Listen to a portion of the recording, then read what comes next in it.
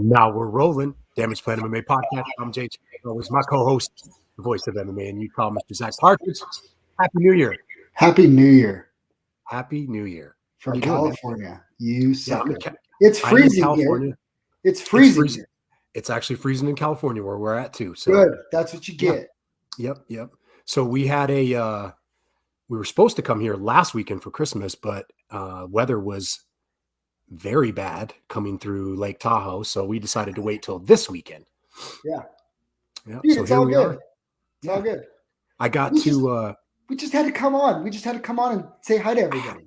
We had to talk today. And guess what I got to do today? I got to go down to Team Alpha Male and watch their pro team practice for an hour and a half. That was pretty freaking awesome.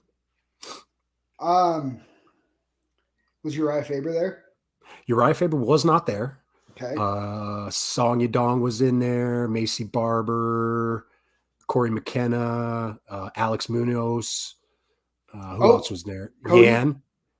Cody Garbrandt. He came towards the end, and I did, no big deal. I got to chop it up with Cody, shake his hand, say what's up. Say what's up, dog. That's pretty ballsy on your part after all the smack you've been talking on him. Well, I didn't want to tell him that, bro. I mean, I had to bet against you on the last fight, but. Why didn't you tell him, hey, my co-host, he thinks the world of you though, and thinks that you knock out Sean O'Malley? Because you don't think that. But that's what I tell him to his face. That's you tell. Yeah, I would have told him the same thing. No, so you know what's cool, and you and I were chatting about this before we came alive. Is everybody's so nice, super respectful. It was just awesome. Andre Feely was there. He wasn't training. Andre and Cody came after the class was already over with. Well, that's what we were talking. I said, what that's so cool about MMA is you can go into a big pro gym like Team Alpha Male, right? Yeah. And nobody really big times you. Like if you get into an NFL locker room or an NBA locker room and you're like kind of there, like in like talking distance and like kind of rubbing shoulders with those guys, they kind of big time you a little bit, right? Yeah. No big timing. And dude, fighters are just people. Most of them, they're just guys. And most of them don't think they're special or too big to, say hi to somebody. I mean, here's the thing. And I don't know what it is, but one of my pet peeves in life is when you walk by somebody and you make eye contact, what do? You say hi. You say hi. You give them a head nod. Yep. Hand wave, something. You acknowledge them, a smile, whatever. When I do that to somebody and they don't reciprocate, I immediately want to, punch them in the face, smack them, whatever, right? It's like human right thing. I'll never forget when I went to a jazz event, a certain jazz superstar who's, I'll say it, boxer now, Darren Williams. Me and my buddy were like 14, 15 years old, right? Big time us, right? Get out of here, kid. Like, hey, you got your 5 seconds to say hi to me, like move on. Yeah. Then Carlos Boozer, who most of jazz fans don't really like and they don't really care for because he'd sit out games for a hangnail and wasn't exactly the toughest guy in the world. Dude, he sat there and chopped it up with me for like 15, 20 minutes. A 15-year-old kid. I just told him, hey, I'm a Duke fan. Like, it's great to meet you. Oh, yeah, when did you become a Duke fan? Like, dude, he was cool sat there and chatted up with me. Oh, you know who else was there training as we were leaving? In the cage, Chad Mendes was hitting pads with his coach. Yeah. Getting ready for that bare knuckle boxing. I know everybody's seen the videos of him, and it's even more impressive in person to see how quick he is. I really can't think of somebody that I would rather not bare knuckle box than somebody like Chad Mendes. I mean, I don't want to bare knuckle box anyways, but I know, but there's some guys where I'm like, I think I could do okay with him. His hands are so fast, though. I feel like he could hit you 3 or 4 times before you hit him once. It's kind of like Cody Garbrandt. Do you think Chad Mendes? Mason, call him out. Yeah, call him out, Mason. I'd like to know. Dude, and matter of fact, everybody that we saw there that we walked by. You know what? I think I know who it is. They all mentioned it. They all said hi to me first. Every one of them.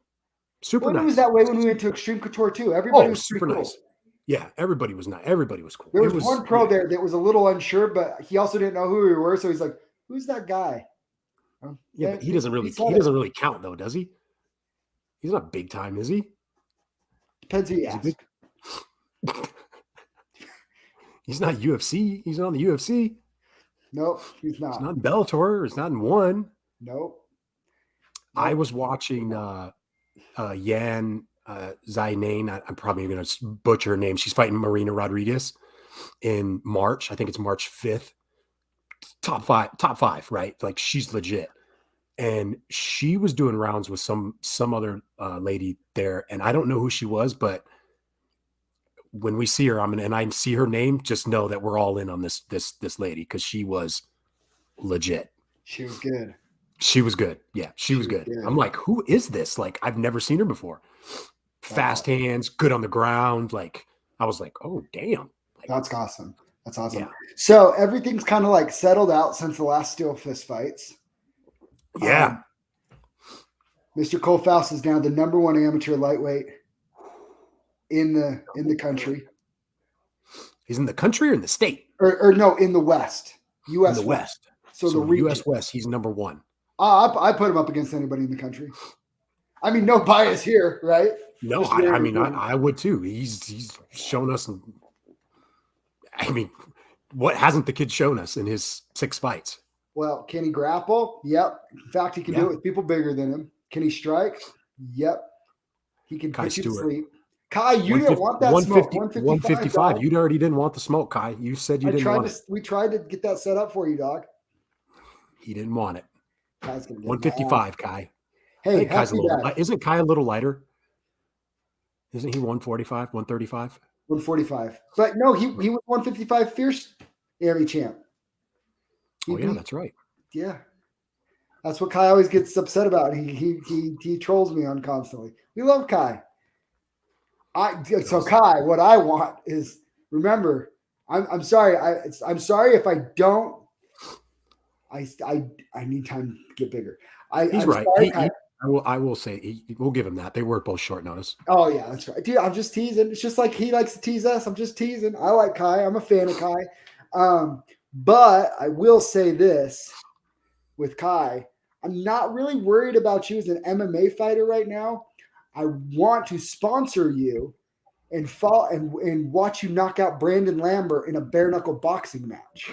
It sounds like that Brandon isn't very well liked in the bare knuckle circle from what I can see online. He's not liked anywhere, Jason. I don't. That turd is not liked anywhere. Yeah, I don't know. I don't know the kid. Yeah. Yeah. What did you think of speaking of Lesko, Brandon? What did you think of Antonio Brown yesterday throwing a fit? So, man, this is interesting. This is fascinating to me. Have you seen the people that are claiming that it happened because they were icing him from getting his contract bonus? I'm the same with you. I'm like, I ain't buying it. The Bucks care about $900K? They just won a Super Bowl.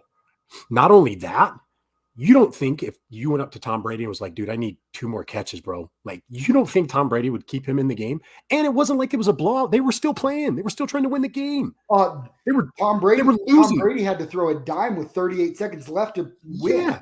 So that whole benching their starters I'm not buying that, man. I'm not buying that.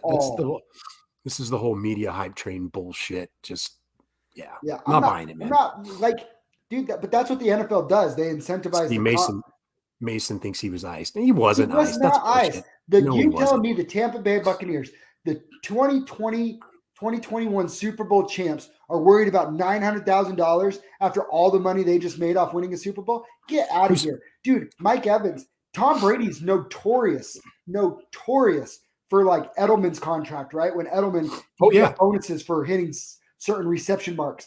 And Tom, at the end of the season, would just feed him the ball to make sure he got those. Dude. Oh, yeah. Dude, the Bucks don't care about $900K. Bruce Arians definitely isn't. Dude, his job's to win ball games. He doesn't care if the organization has to pay out another $900K to Antonio Brown. He's trying to win. And if you think Tom Brady, the best leader in NFL history, the best quarterback in NFL history, doesn't have the clout in that organization to go, no. We're going to run our offense. I'm going to get him the ball. We're going to get him his bonuses. Dude, there's not a chance that they were icing him. I am not buying that at all. Not a It chance, was Mason. it was What pretty does funny. Mason know? Hey, his pathetic Colts couldn't score more than 20 points on the lowly Raiders. Freaking Colts, man. Cost me a little bit of money. Roman, go Bucks. Go Brady, baby. Michigan. Dude, Roman, I will say this. Thanks for tuning in, Roman. I will say this. We're Lions fans, so our teams are never in the playoff mix. The Broncos, I like them. They're not in the mix. Yeah. You know what I want? I want to see a Patriots Bucks Super Bowl. Oh, that would be awesome. I don't think we're going to get it. Could you imagine Belichick and Brady in the Super Bowl against each other? That would be pretty dope. Both years, sorry. Oh, he's hurt. I got that hurt. That hurt. That hurt. I got to do his feel goods with that one. That one hurt a little bit. But hey, the memes coming out with Antonio Brown are freaking great. It's the best time to be alive as far as memes. I mean, anything that happens, just instantly 1,000 genius memes come up. I think I posted like 3 of them on my Instagram yesterday. Yeah, why not? It's hilarious. So yeah, no, I'm not buying it. I'm sorry. Hey, you know what? You can say whatever you want, Mason. My team suck. I don't. Who's his team? The Colts. I don't want to hear it. No, the Colts. They're going to be out in the first round. They're not making the playoffs, are they? They're making the playoffs, but they're going to be out in the first round. Are we sure? Mm-hmm. Yeah. Okay. They're making the playoffs. Yeah, but they're going to be out in the first round. You can't score more than 20 points against the Raiders. Against the Raiders, bruh. They lost to the Raiders at home. How do you lose to the Raiders at home? No, the Raiders were at home. It was in Las Vegas. No, it was in Indy. No, it wasn't. Yes, it was. Look at it again. All right, you're right. Oh, that's even worse. Yeah, that's Indy, even worse. That's okay. They'll be there. Well, and that's bad. Whatever. So I had an interesting back and forth with our friend Trap Gambino on Facebook. I saw that. My reception's a little sketchy here, but I did catch a little bit of that. Touch on that a little bit. So he's trying to encourage amateur fighters to not fight unless the promotion through sponsorships would pay. I mean, amateur fighters. And he said nobody should fight for free. But isn't the point of an amateur to gain experience? And during that time, do you get credit for? Did I get money for the amateur basketball league that I just played in a couple months ago? Well, he's talking because fighting is so brutal or whatever.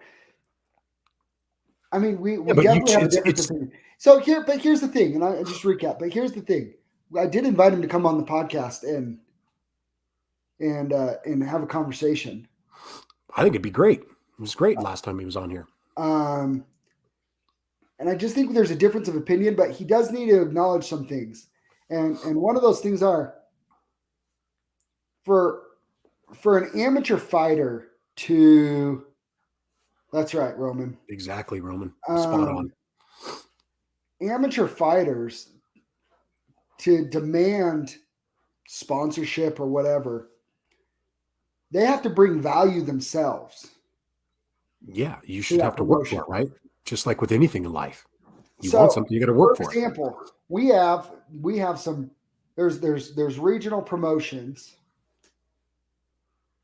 and Steel Fist is a regional promotion that mainly highlights the top amateurs in the region, as well as giving a platform to up and start amateurs, right? Yep. And then they also have pros on their cards. It's a really well-ran promotion, but what they do is, and they highlight some of the top amateurs like Cole Faust, right? And Kevin said it on the podcast when he came on the podcast. He's like, we're giving that first-time person an opportunity. And it's not just him getting the opportunity, it's him getting an opportunity. But then after he goes and he gets that experience, now he's going to go join a gym. So not only is he going to fight in front of people, now he's going to join a gym. So our MMA community is just growing. Yeah, right. Very important to the MMA community. Very important. So if he has to go through, now I haven't seen their books. I don't, whatever. I'm not going to pretend to know what, what to know their business. But, if they go through, I think the last card had what? 13 fights? 12 fights? 13. Yeah, 12 fights. I think it was 12. They had, Okay. So yeah. let's say the 24, 26 contestants on the show, if they had to go through and pay those fighters $500 to be there, $1,000 to be there, or whatever, Trap said 1,000. Yeah. If you had to pay them all $1,000 to be there, I don't know a show in the country, a regional show in the country that would be profitable doing that in that type of a venue. You would have to have a bigger venue to try and sell more seats. But then you're trying to sell more seats to fighters that aren't names yet, that aren't big draws like a Cole Faust or Yeah. I've sold a decent amount of tickets. Cole Schaefer sold a decent amount of tickets.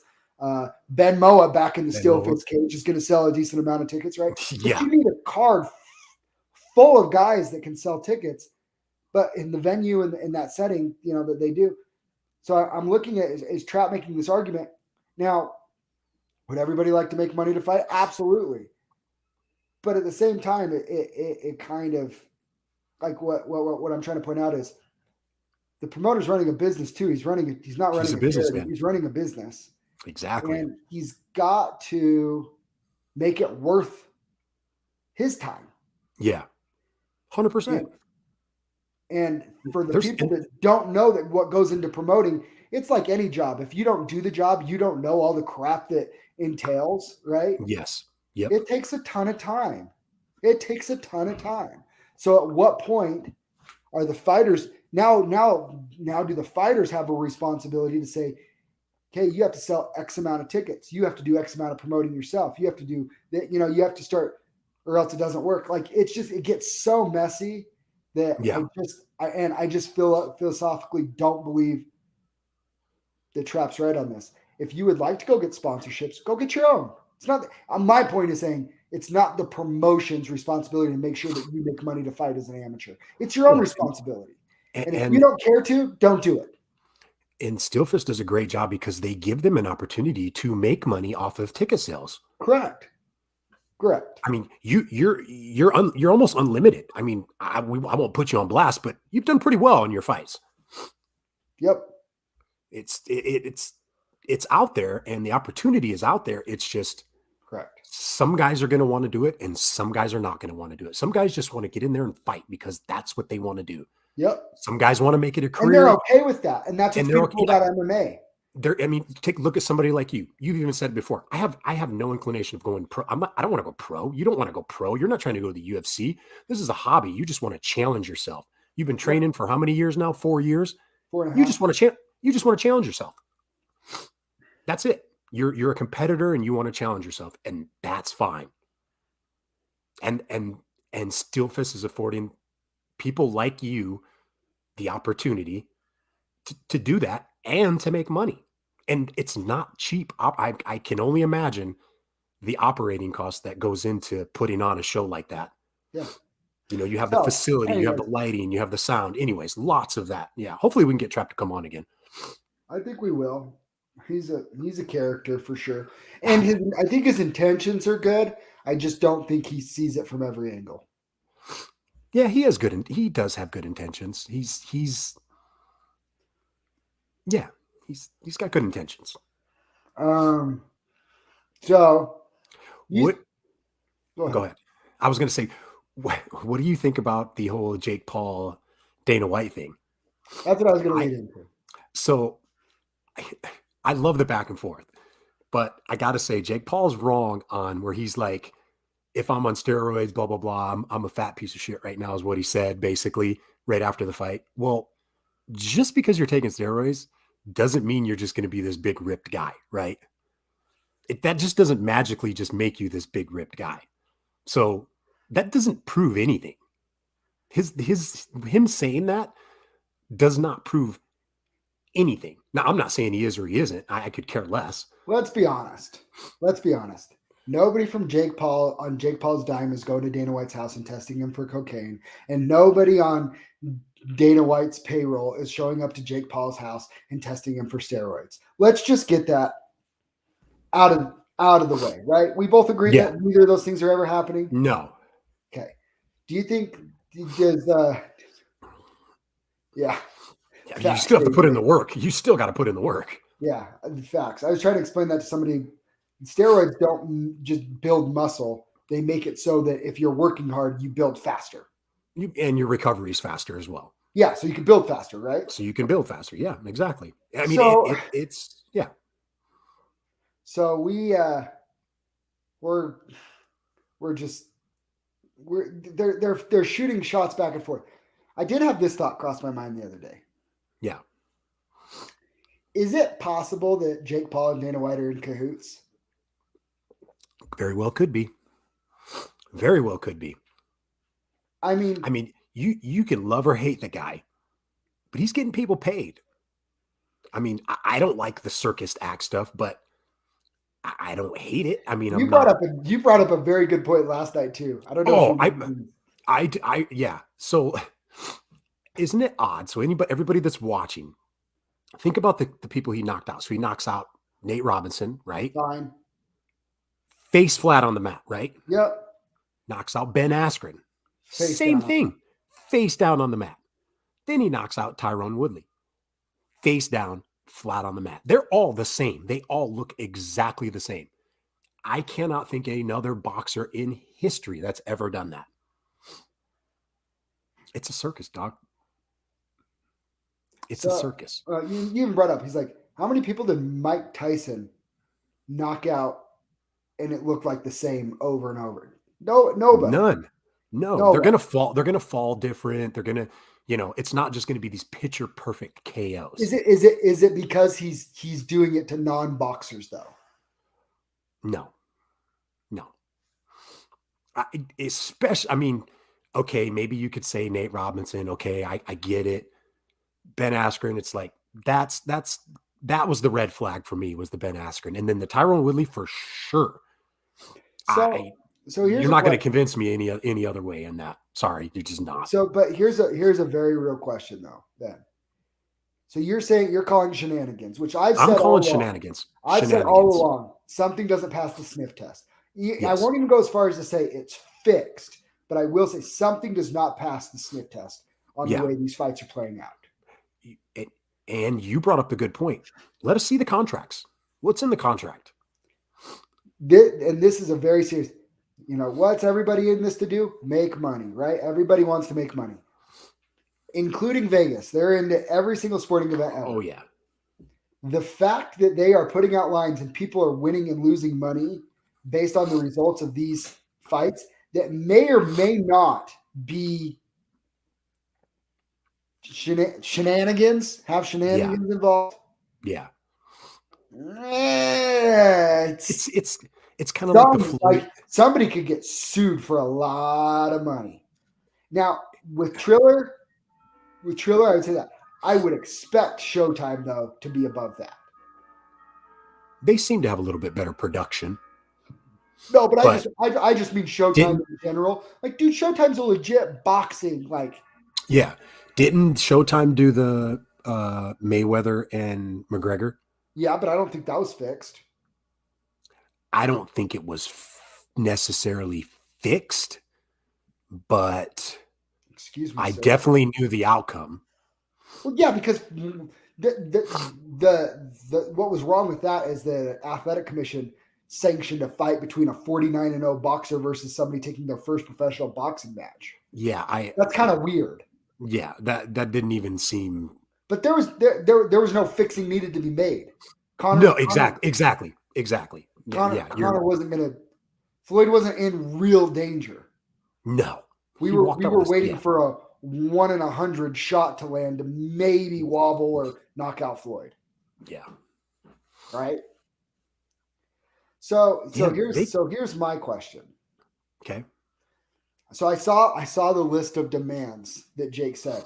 Is he hiding? Is he trying to be the white knight in shining armor for these MMA fighters? Or is he just putting out those things to just try and make Dana look bad?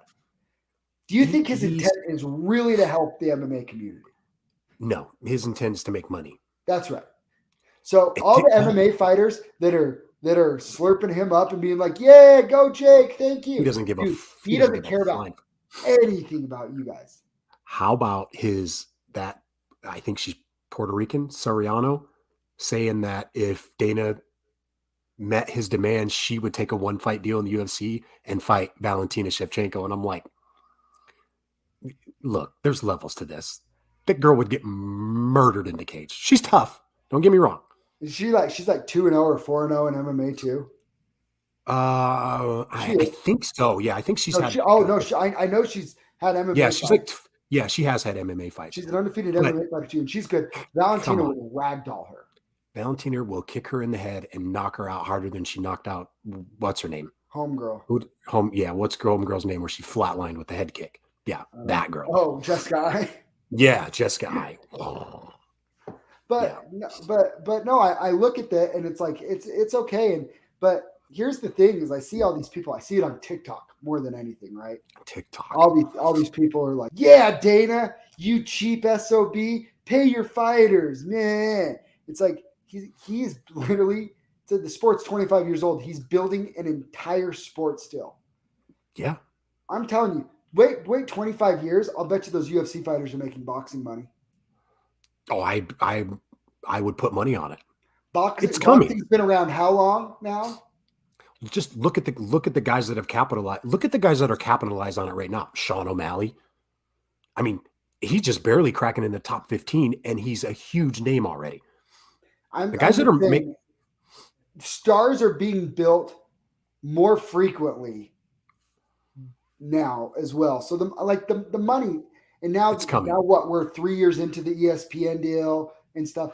The UFC's got to secure all this money to do everything they want to do, right? And so once they secure it, here's the number one thing that just drives me crazy. If you've never ran a business, you definitely should not be bashing on Dana White. No. What was the ran a business? Then I think you'd have some perspective to go, we probably don't know how expensive it really is to do this promotion. What was the one sport that kept going through all the pandemic? Dana White. Because they were financially stable to do it. Yeah. Right. They made it happen. All the employees, everybody got paid. Nobody got laid off. That stuff. Nobody got laid off. He freaking went to Fight Island so international fighters could steal, because they couldn't come to the United States. So he did Fight Island so that he could get them fights there. Yep. There's you can, and I like Dana. He's like, hey, if you don't like the way we're doing it, start your own promotion. Hey, Jake, start your own promotion. You go pay all these fighters all this money. I like the little shot. What did he call his the money guy? It's the gremlin. Yeah. Your little gremlin or goblin. Didn't he call him a goblin? Yeah. The little goblin. Gave him a little shout out too. He said he used to work for me, and he used to work for me, and he's a scumbag. Yeah. And for Dana to call somebody a scumbag, they got to be really bad. Just saying, man. Just saying. Yeah. I don't know. It is interesting. Because what was even interesting was like Dana with Khabib. He's like, good luck, man. And then Khabib comes with the fire with Kevin Lee versus Diego Sanchez. And it's like, I don't want to see that. I don't like that at all.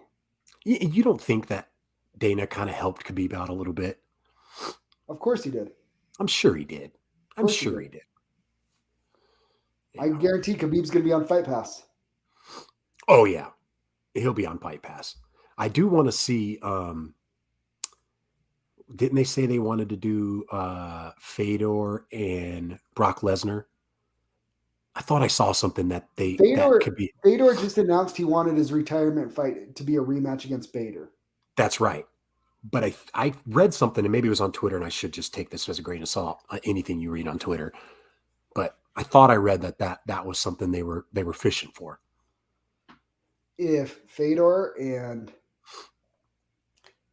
because Brock's back in the WCW or the he just became WWE champ Saturday night. Oh, he was the champ. He beat what's his name? Roman Reigns. Wasn't Roman? No, Roman Reigns got COVID, so they had a 5-man fatal match. You watched it? No, I get Bleacher Report updates. I haven't watched WWE in probably 5-6 years. I used to be such a WWF Oh, degenerate. I was all in, dude. I was all in. Loved it. Loved it. No, so, anyways, here's the thing. They talk about you need to pay your fighters $50K minimum. It's just like minimum wage, right? When people say you need to raise minimum wage to $15 an hour. If you're worth $15 an hour, you should make $15 an hour. Here's the reality. Some people in some jobs aren't worth $15 an hour. Right? Okay. I'll tell you what, everybody at fast food restaurants should make over $15 an hour when my order's never wrong. Until then, sorry. I don't know if it's everything that's going on in the world right now, but every place that I've been to recently, service has been crap. Doo-doo. And it wasn't like that 2 years ago. Well, it's because they'd be like, well, I should be making more. If you want me to care about my job, pay me more. But anyways, we're not getting into this. Yeah, we're not getting into this. But to the point, guess what? For the UFC to roster almost 700 fighters. Yeah. Do you think all 700 of those fighters are worth 50 grand to fight to the UFC? No. Not a chance. No, I do not. Not a chance. But that's 700 people that have an opportunity that did not have it before. And Ammon Bennett, our good friend Ammon Bennett, has talked about it before. And he's made this comment on our Facebook group many times, and grateful for it. Even Dana says the UFC is not a career; it's an opportunity to create a platform for yourself. And I mean, look, he has the heavyweight champion of the world right now. That if he loses on January 22nd, like you and I both think he's going to, there's a good chance we never see him in an octagon again. I've heard his management team is like horrible to work with, is what I keep reading about. That it's not really him, it's his management team. I don't know. You got to be careful who you surround yourself with, but all I know is he should be a lot bigger star than he is. But he said he's not going to sign any deals that don't allow him to go box. If Dana won't put it in his contract that he has the ability to leave MMA to go box, he won't sign the deals. Why does he want to go box? Because he thinks he can beat Tyson Fury. Tyson would piece him up, dog. Tyson Fury's piecing anybody in boxing is piecing him up. Did he flip the game? I don't know, Jeff. You should be working about securing your Instagram so you don't get hacked, dog. I know. You almost had me going there. I almost thought I was going to get paid. He's not the only one. Him and Julian Ruiz. I don't know what you guys are doing down there at the pit, man, but Julian Ruiz. I went back and forth for a little bit. You guys keep getting your Instagram getting hacked. But don't you think Francis Ngannou should be more popular than he is? He's a heavyweight champion of the world. And he's an underdog in this fight. How many times have you seen that happen? The baddest man on the planet. How about him and Stipe? It probably happens more than it should. Well, he should be the underdog. I'm not saying he should be favored. But you know what's weird? Francis fights Stipe. Francis wins 7 or 8 out of 10 times, right? Yeah. Francis fights DC. I think DC beats him 7 or 8 out of 10 times. Yeah. But if DC fights Stipe beats him 7 or 8 out of 10 times. It's weird. Yeah. Gosh dang it, El Jefe. I'm excited for that fight. I'm excited for that whole card, which we got another card next weekend that we got to worry about first. I'm not positive Cater's going to win, but I like Cater. But you're like dead set positive on Giga. I'm on Giga. I am. I'm on him. This is like, it's like, the TikTok. What hill are you willing to die on 100% of the time? And your hill is that Giga is the next featherweight champion. So it started with Du Bronx a couple fights ago. I remember I jumped on that. I jumped on his train early. I'm on the Giga train early. And I don't think he's going to just walk through him. I think it's going to be a great fight. That's what you said. I don't think he walks through him. That's I what you think said. it's a competitive fight. You said he pieces him up and puts him out inside 2 rounds. Did I say that? Yeah. I don't remember that, but sounds good. Sounds like a good soundbite to me. um, I will say this: I thought Edson Barbosa was going to win, and he kind of pieced up Edson. he did piece up Edson. Yeah, next weekend's card's pretty good. We'll talk about that next week. We don't need to go. We have what do we have coming up this week? Nothing, right? Nothing. This kind of sucks. Hey, we got some we have Fierce Fighting Championships coming up. Fierce Fighting Championship, and we have 3 podcasts scheduled for Friday? Yeah. Colby for who else? We got main event, half of our main event on Friday. Kane's coming on Friday, and Rudy, right? Yeah. So we got three fighter spotlight podcasts coming on Friday. Unfortunately, I don't think Rudy's going to be on there though. Yeah, I forgot about that. Unfortunately, we're not giving up. Give us a couple days on that. But you will be seeing some things too about this Fierce card coming up with Jason and I. There is a post that's going around that's calling "Be Fierce, Be Kind." Something that awesome. Jason and I have been working with Cody Bunderson on, and that we're really excited to get sharing out about. Just a little preview on that. It's going to be an anti-bullying campaign, and also part of helping kids that are being bullied and kids that can't afford to get MMA to awesome. A nonprofit program to start developing scholarships to be paying for those kids to be able to go to gyms like the Pit in Salt Lake City to train under Ramsey, to go to Sierra MMA to train under Pedro and Joel and those guys, and hopefully learn how to kick Jason's butt. Choke me out. Cherie. Yep, I will put a bounty on his head with those little kids for Jason. No, but that's something we're really excited about. So if you see that Be Fierce, Be Kind image going around, just have some awareness, know that's what we're trying to get the ball rolling with that a little bit more. That's so awesome, man. I think that's so awesome. Fun. I think it's going to be fun. What a great opportunity to be able to give that to somebody, afford them the opportunity to be able to get into the gym and train and learn. And it's great. Love it. Yeah. Be fierce, be kind. Jason and I we've always said from day one, we started this podcast for the fighters, and that doesn't change. So, no matter what, when Jason and I were doing this podcast, promoting regional shows here in Utah, Fierce, Steel Fist, whatever, to our core and what we're trying to do and what we set out to accomplish, almost 2 years ago now with this podcast? Almost 2 years ago. Yeah, we're coming up on 2 years. It's just been for the fighters and bettering Utah MMA in general. So I would like to offer this invitation out to anybody. If you are listening or watching, if there is something that you would like to see, whether it's a fighter get an opportunity you think hasn't or whatever, let us know, or a way to make things better for fighters in Utah. Let us know, and that's where we're going to be putting our efforts. I mean, we've built this platform. We've given people opportunities to come on here, and that's not going to change. We've never said no to a fighter coming on this podcast. Never. You an 0-0 fighter. You could be on a 5-fight losing streak. Doesn't matter. We've had doesn't matter who you fighters. Doesn't matter who you fight for, what organization you fight for. We've had UFC fighters. We've had and everything in between. Bare knuckle boxers. Bare knuckle boxers. I don't like bare knuckle. Yeah, I know. But we've had them on there. We've had regular boxers on here. Yeah. John Bryant. Shout out Bump Time. Yeah. Bump Time. So we just, that's still our main focus is for 100%. The fighters. So yeah, if we can do anything for anybody to help you guys make 2022 awesome, let us know.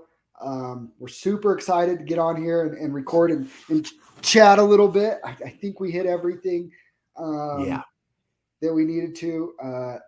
If you want to come on the podcast, if you're fighting anytime soon, you have a contract and you want to come on the podcast and talk, just reach out to Jason and I, and we would love to have you on and help you promote your fight. 100%. 100%. January 29th, come check us out. Fierce Fighting Championship. We out. Be fierce, be kind.